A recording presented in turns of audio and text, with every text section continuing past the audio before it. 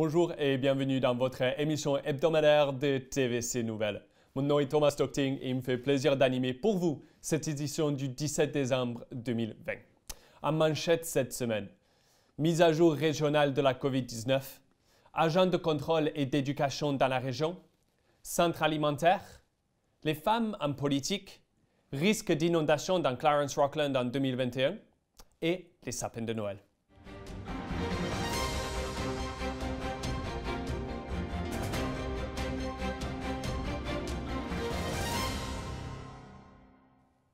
Les cas de la COVID-19 dans la région de l'Est de l'Ontario restent très élevés cette semaine et notre région risque de passer dans la zone rouge contrôle s'il ne diminue pas rapidement.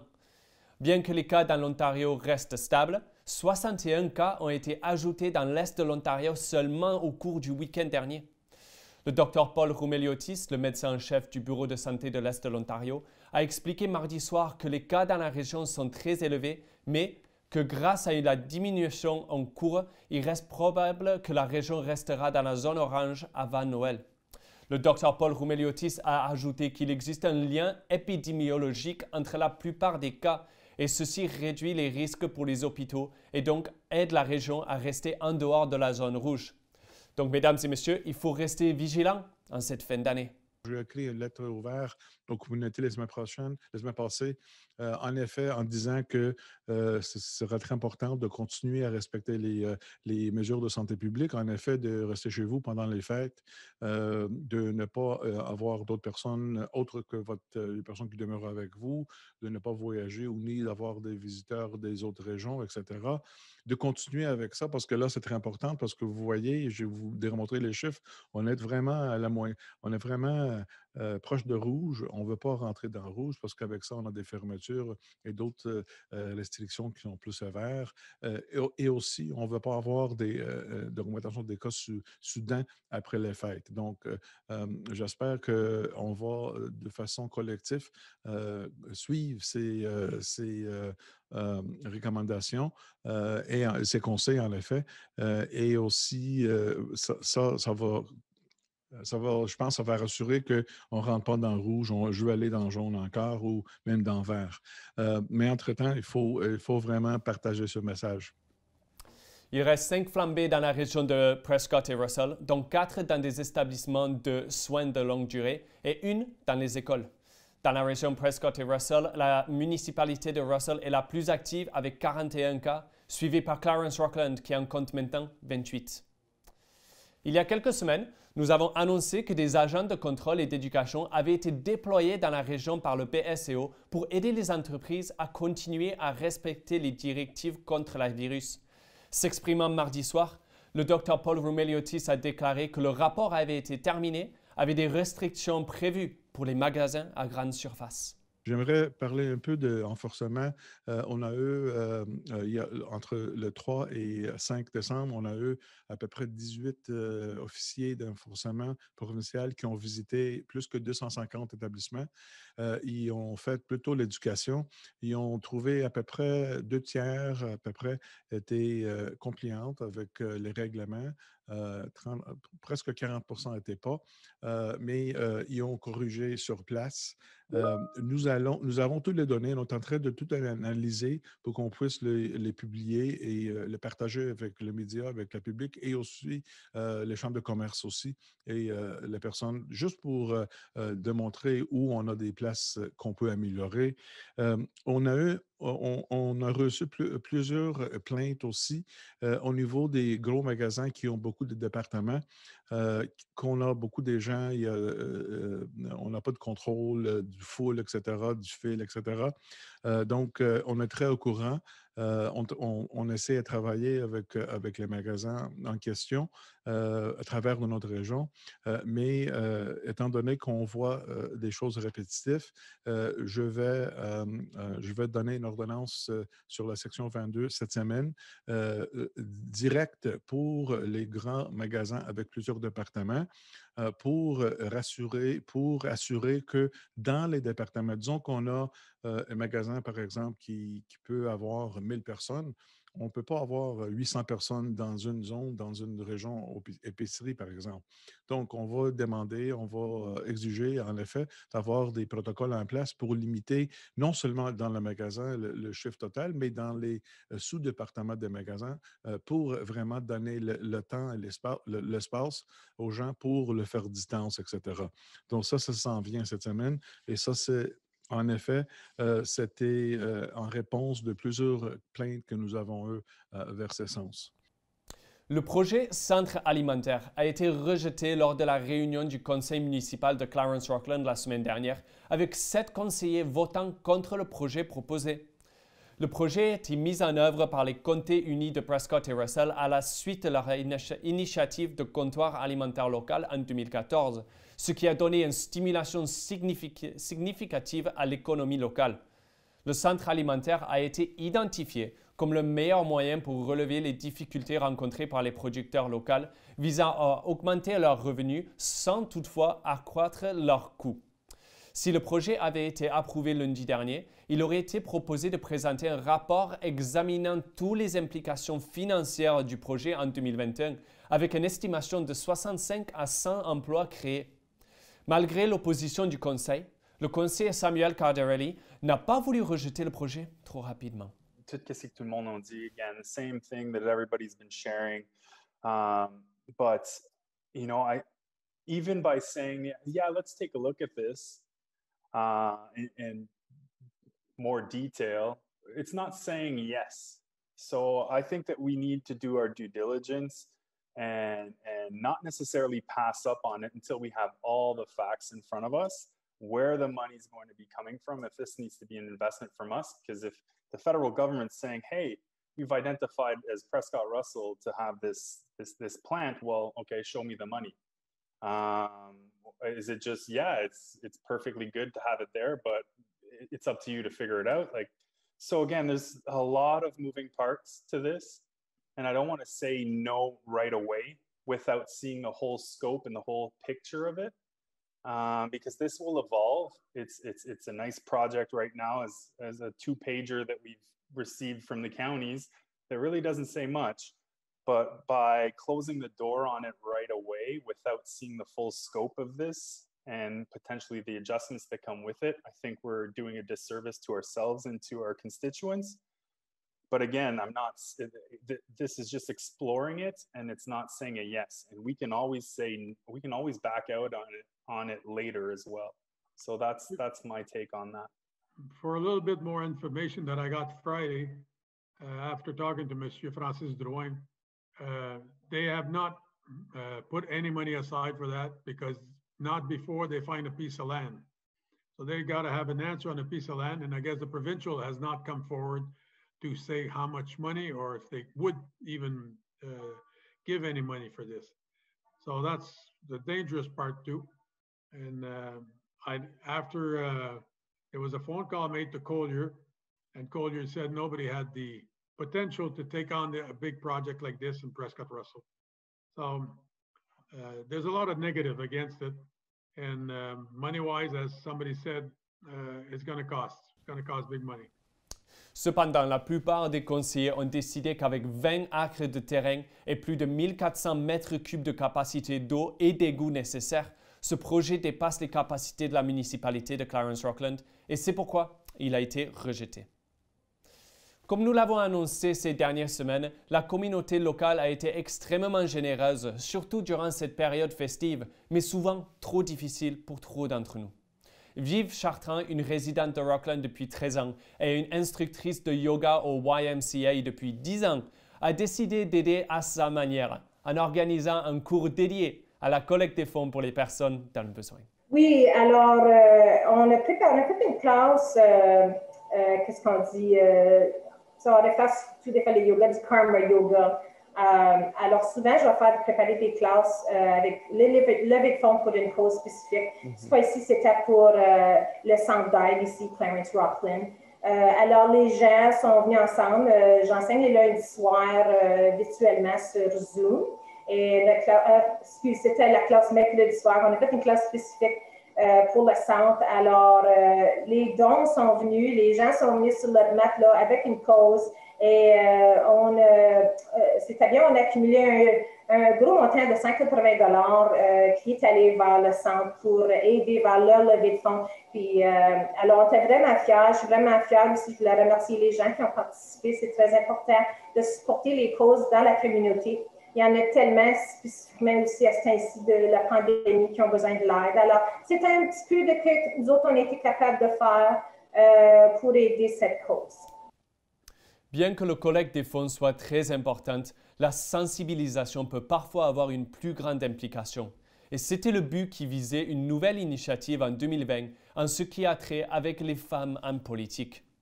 L'objectif du programme Leadership féminin dans Prescott et Russell vise à obtenir une représentation égale au sein de la politique municipale de la région, avec l'espoir d'avoir un impact sur le nombre de femmes qui se présenteront et seront élues lors des élections municipales de 2020. Et cette semaine, nous avons parlé avec la présidente du conseil d'administration et la conseillère de la Nation, Marie-Noëlle Lantier, pour en savoir un petit peu plus. Les statistiques nous démontrent que lorsqu'on se compare à d'autres régions, dans Prescott Russell, la représentation féminine dans les conseils municipaux est de seulement 21%. Et bien que la proportion démographique des femmes est de 51%, lorsqu'on parle de politique municipale, la représentation est seulement à 21%. Et ça, c'est comparativement au reste de l'Ontario où la moyenne est de presque 30%, c'est 29,5%. Et même lorsqu'on se compare au Québec où la représentation féminine est de 32%, alors beaucoup plus élevée que c'est le cas pour Prescott Russell. Alors, ça, c'est une des choses qui, bien sûr, a motivé notre désir de créer le comité politique au féminin dans le but d'augmenter le nombre de femmes en politique municipale pour avoir des conseils municipaux qui soient paritaires. Et Marie-Noëlle, on s'approche à la fin de l'année 2020 maintenant. Donc, ma plus grande question pour ce moment, c'est comment s'est passée la première vraie année pour la campagne? La première vraie année pour la campagne, je pense maintenant qu'on a en place les outils et les ressources que les femmes peuvent aller consulter sur la page Pourquoi pas moi? Qui est sur le site de Leadership féminin Prescott Russell. Il y a plein d'outils là. Maintenant, ce qu'on a besoin de faire, c'est vraiment d'aller à la rencontre des femmes. Parce que un des plus grands obstacles à la participation en politique, c'est que les femmes questionnent toujours leurs compétences. Elles pensent qu'elles sont incertaines à savoir, mais je ne sais pas si j'aimerais ça, je ne sais pas si c'est ma place, je ne connais pas vraiment les politiques au niveau municipal, je ne suis pas sûre que je suis faite pour ça, je ne suis pas sûre que je pourrais vivre avec parfois la critique des gens. Alors, on se pose tellement de questions qu'on finit par se dissuader soi-même. Donc, alors ça, c'est une des choses importantes, c'est justement de parler aux femmes. Et on a déjà une liste de celles qui se sont avancées à la dernière élection et peut-être qui n'ont pas gagné à ce moment-là leur siège, mais qui sont intéressées à revenir à la prochaine élection municipale qui est en 2022 en Ontario. Donc, il y a un bassin de femmes déjà là. Et il y en a d'autres qui, à travers différentes conférences, différentes rencontres avec qui on jase et qui auraient un intérêt, mais qui aimeraient en savoir un peu plus. Alors, on peut à ce moment-là les référer à notre site web. Et on espère, maintenant qu'on a un vaccin, que vers la fin de l'année 2021, on sera en mesure de pouvoir rencontrer physiquement ces femmes-là et peut-être avoir des mini-conférences, des 5 à 7, justement avec des leaders politiques en politique municipale et autres, à d'autres niveaux, pour venir rencontrer les femmes et justement parler de leur rôle et peut-être un peu démystifier ce que c'est qu'être en politique, particulièrement en politique municipale, parce que je pense que Madame la conseillère Chouanière, lorsqu'elle a amené la résolution à la dernière réunion de conseil de la cité de Clarence-Rockland, justement, parlait du fait que plusieurs pensent que, bon, mais au conseil municipal, on parle d'égouts, on parle d'eau, on parle de choses qui sont pas nécessairement des choses qui me tiennent à cœur. Mais ce n'est pas les seules choses desquelles on parle. On parle beaucoup. Faut reconnaître que ce qu'on fait au conseil municipal, c'est qu'on se préoccupe de la qualité de vie des citoyens. Et la qualité de vie des citoyens, oui, on veut que le robinet, lorsqu'on veut se brosser les dents le matin, quand on tourne le robinet, on veut avoir de l'eau et on veut qu'on ait des routes qui soient convenables. On veut un paquet de choses, mais on veut aussi avoir des opportunités de loisirs. On veut aussi s'assurer qu'on a un système de garderie qui est en place pour qu'on puisse aller au travail, que les femmes puissent travailler.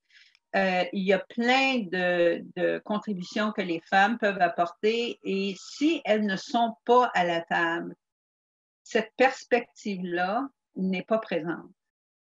Et c'est ça qui est le problème. C'est pas parce qu'on pense que, bon, les conseils vont être meilleurs juste du fait qu'on a plus de femmes. C'est juste que les femmes amènent une perspective qui est différente de celle des hommes parce qu'on a été socialisés différemment et nos priorités peuvent être différentes. Puis ça, je pense que tout le monde le reconnaît. Alors, cette perspective-là, elle doit être amenée au conseil. Ces points de vue-là doivent être amenés dans le but d'avoir des décisions qui soient bien équilibrées et d'avoir des débats qui soient intéressants. Mais vous savez, il faut d'abord leur demander. Je pense que pour certaines, dans mon cas, il y avait quelques personnes qui m'en avaient parlé ou qui avaient proposé, bien, ça ne t'intéresse pas. Puis bien souvent, on n'y pense pas jusqu'à temps que quelqu'un nous le demande. Alors ça, c'est la chose qu'on veut faire, c'est justement de le demander, de présenter la question aux femmes dans nos communautés pour qu'elles puissent faire cette réflexion-là. Puis vraiment considérer leur contribution, puis elles ont toutes quelque chose à contribuer. Mais aussi, on doit sensibiliser le public à l'importance d'avoir des femmes parce que je pense à la dernière élection, particulièrement dans la ville d'Hawkesbury, où on avait 6 femmes qui s'étaient présentées comme conseillères. Et certaines avaient vraiment là, des résumés vraiment très intéressants et très impressionnants, et aucune d'entre elles n'a été élue. Alors, on commence à se demander s'il n'y a pas lieu de sensibiliser aussi la population, parce que il y en a certains qui pensent encore que ce n'est pas la place des femmes en politique. Alors, il faut vraiment travailler là-dessus. Alors, ça, c'est une des choses qu'on se propose de faire en 2021. C'est peut-être justement de créer des petits vidéoclips de la part des élus de Prescott Russell pour justement amener ce message-là à la population en général et pour que les femmes aussi puissent peut-être se reconnaître à travers d'autres femmes qui ne sont pas trop différentes d'elles, sauf le fait qu'elles ont décidé de s'intéresser à la politique municipale et de voir ce qui les a motivées. Juste en regardant vers l'année 2021, quels sont vos plus grands souhaits? Voilà, c'est ça que je voulais demander. Pour l'année 2021, qu'est-ce que vous souhaitez le plus? Pour la prochaine année, écoutez, j'imagine j'aimerais qu'on travaille à atteindre la parité. Je pense que moi, je fixe mon objectif pour cette initiative-là pour 2022, parce que ça va être le moment de vérité aux élections de 2022. et j'espère qu'on pourra avoir le double des femmes élues au sein des conseils municipaux. Et ce serait bien aussi qu'on puisse voir à la mairie plus de femmes qui occupent des postes également. Parce que dans le moment, encore là, on est bien au-deçà des proportions ailleurs en Ontario et au Canada et même avec nos voisins au Québec. On est à 12%, quand le prochain taux le plus bas est comme 18%. Donc, pour moi, c'est ça, c'est d'avoir plus de femmes qui soient présentes et qu'elles puissent profiter aussi de l'appui des femmes qui sont là présentement. Nous, on est là, puis encore là, les gens peuvent nous rejoindre parce que sur le site web, oui, on a notre photo, notre petite histoire, mais on a aussi nos contacts. Alors, les femmes peuvent se sentir à l'aise de communiquer avec nous et ça va nous faire plaisir de s'entretenir avec elles. Mais mon souhait, ce serait de doubler. Donc, au lieu d'être 12 d'entre nous qui sont là présentement à travers les comtés unis, j'aimerais qu'on se rende à 24. Oh, parfait. C'est un peu ambitieux, mais c'est parfait. C'est exactement ce qu'il faut. Donc, Marie-Noël, je vous souhaite très bonne chance à propos de ça. Et j'espère qu'avec le vaccin, avec la fin de la pandémie, il va pouvoir avoir des événements en personne et je vais pouvoir vous rencontrer et vraiment regarder le très bon travail que vous avez commencé cette année. Merci beaucoup, puis merci de m'avoir accueilli à votre émission. Ça me fait toujours plaisir de parler aux gens et surtout aux citoyens et aux gens qui nous écoutent des projets de leadership féminin et de politique au féminin. Alors que la neige est à nos portes, certaines personnes de la région qui vivent près de la rivière des Outaouais pensent déjà au risque du printemps prochain. La Conservation de la Nation Sud, en collaboration avec de nombreux partenaires municipaux, a publié un rapport récemment indiquant que les niveaux d'eau ont atteint 60 cm de plus que la moyenne au cours de l'automne 2020 en raison des conditions humides et des fortes pluies à la fin du mois d'octobre. Mais de bonnes nouvelles, car les données historiques suggèrent qu'il y a peu de corrélation entre les niveaux d'eau élevés de l'automne et ce que nous observons au printemps.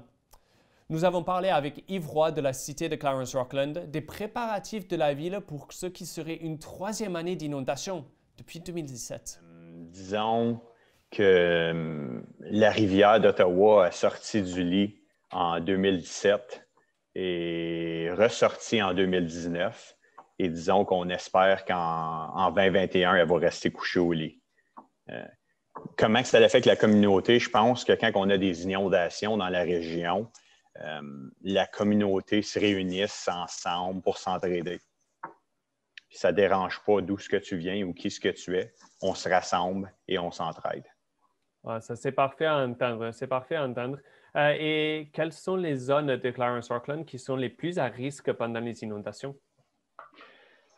Toutes les zones basent le long de la rivière, puis les zones qui sont identifiées comme des plaines inondables. D'accord. Et dans les inondations en 2017 et 2019, est-ce que vous savez quel endroit dans la municipalité ont eu les plus grands dégâts? Les plus grands dégâts, encore, on parle de toutes les zones qui longent la rivière, comme le chemin voisine et quelques autres chemins qui longent la rivière. D'accord. Et qu'est-ce qui a été fait pour réagir aux inondations en 2017 et 2019? Et comment avez-vous utilisé cette information pour mieux améliorer votre capacité à aider d'empêcher les dégâts qui ont été causés ces dernières années? Bien, la cité utilise son plan d'urgence en assistant les résidents avec les sacs de sable et d'autres assistants généraux. Il y a plusieurs éléments que la cité utilise aussi pour supporter, comme l'allègement des taxes et des permis après l'événement. Et y a-t-il eu des changements depuis 2017 et 2019 avec ces inondations-là? Je crois que non. Les inondations étaient quand même... c'est sûr que l'eau a été élevée à différents niveaux, différents certains temps. En 2017, on dirait que l'eau a monté d'un coup sec, puis qu'elle a rebaissé. Comment je pourrais bien expliquer ça? En anglais, we would say with flux, it's fluctuating quite a bit. Ouais, ouais. But in 2019, la rivière a remonté, mais on dirait qu'elle est restée à ce niveau-là pendant un long nombre. D'accord, d'accord. Et je comprends que depuis les inondations en 2017 et 2019, il y a un rapport qui a été fait aussi sur ce qui s'est passé. Est-ce que la Ville a appris grand-chose avec ce rapport? Bien, on a appris que si jamais c'est le fait, on a des approvisionnements qui sont disponibles et que nous réduisons la fluctuation des rivières afin de communiquer avec les résidents. Je crois que la communication est clé. Puis de ce côté-là, nous autres, en communiquant avec les résidents, bien, ça fait des résidents encore plus préparés. Absolument. Pour l'imprévu.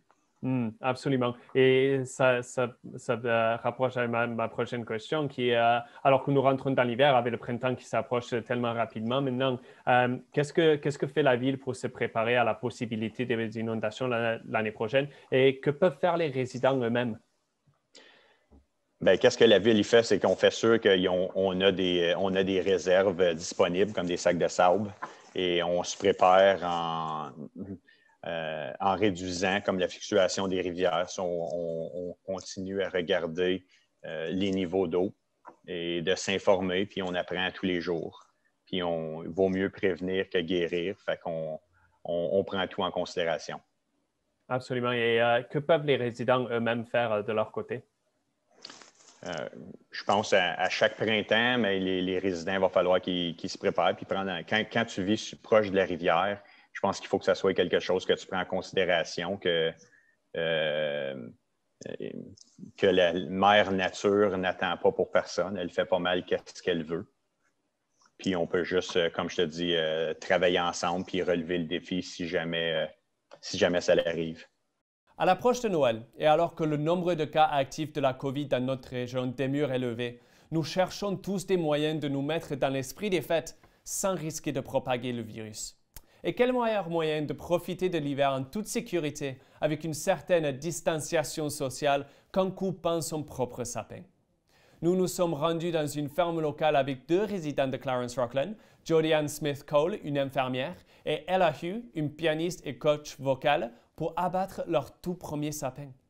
Ce reportage a été filmé en anglais car les résidents ne pouvaient pas parler français. Si vous souhaitez regarder le reportage dans son intégralité, veuillez vous rendre à notre émission anglophone TVC News ou notre chaîne YouTube. Donc ceci termine cette édition hebdomadaire et la dernière de l'année du TVC Nouvelles. Si vous êtes intéressé à devenir un reporter et faire une différence dans votre communauté, communiquez avec nous. Il nous ferait plaisir de vous accueillir dans notre équipe. Avis à tous qui sont intéressés.